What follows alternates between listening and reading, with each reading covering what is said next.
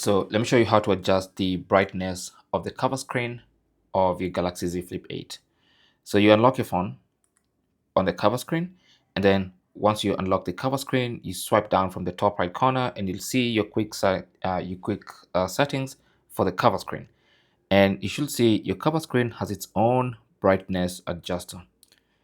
Now it's going to be on automatic brightness by default. You can turn that off by tapping on the three dots, and then you can turn off adaptive brightness from here, so which is basically automatic screen brightness.